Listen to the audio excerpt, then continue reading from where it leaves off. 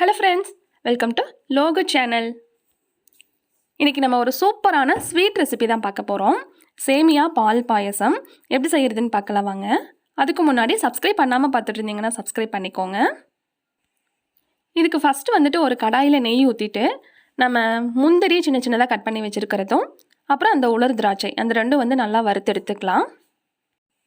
இந்த ரெண்டுமே ஒரு பதத்தில் வறுபடக்கூடியது, அதனால் தனித்தனியாகவே வறுத்துக்கோங்க. ஃபஸ்ட்டு முந்திரியை வறுத்து எடுத்துட்டு அதுக்கப்புறமா நம்ம உலர் திராட்சையை நல்லா பபுளாக வர்ற மாதிரி வறுத்து எடுத்துக்கலாம்.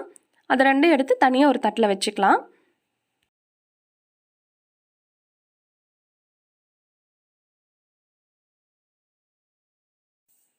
இப்போ மீதி இருக்கிற நெய்யிலையே நம்ம எடுத்து வச்சுருக்கிற சேமியாவை நல்லா உடச்சி போட்டு இந்த மாதிரி அதையும் லைட்டாக ஃப்ரை பண்ணிக்கலாம். ஒரு 2 நிமிஷம் சிம் ஃப்ளேமில் வச்சு நல்லா ஃப்ரை பண்ணிக்கோங்க. அதுக்கப்புறமா நம்ம எடுத்து வச்சுருக்கிற பால், நான் ஒரு 3/4 லிட்டர் பால் எடுத்து வச்சுருக்கிறேன். அந்த பால் இதோட சேர்த்துக்கிறேன். நீங்கள் ஒரு வேளை பால் கம்மியாக சேர்க்குற மாதிரி இருந்துச்சுன்னா பாதி தண்ணியும் பாதி பாலும் சேர்த்துக்கலாம். இல்லைனா 3 பங்கு பால் 1 பங்கு தண்ணி அந்த மாதிரி பிரித்து சேர்த்துக்கலாம். இப்போது இந்த பால்லையே ஃபுல்லாக இந்த சேமியா வேக போகுது. அதுக்குள்ளே சர்க்கரை போட்டுறக்கூடாது. சர்க்கரை போட்டுட்டோன்னா சேமியா அவ்வளோ சீக்கிரம் வேகாது. ஸோ நல்லா சேமியா இந்த பால்லையே நல்லா வெந்ததுக்கு அப்புறமா நம்ம தேவையான அளவு சர்க்கரையும் ஏலக்காய் பொடியும் சேர்த்துக்கலாம்.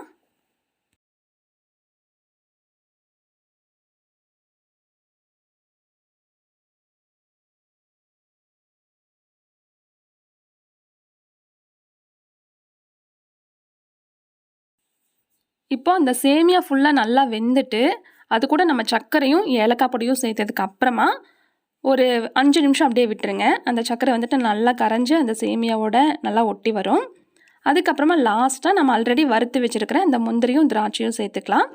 சேர்த்துட்டு ஒரு 2 நிமிஷம் அப்படியே சிம்லேயே வச்சுருங்க. அது எல்லாம் கலந்து நல்லா ஒரு பதத்துக்கு வரும்.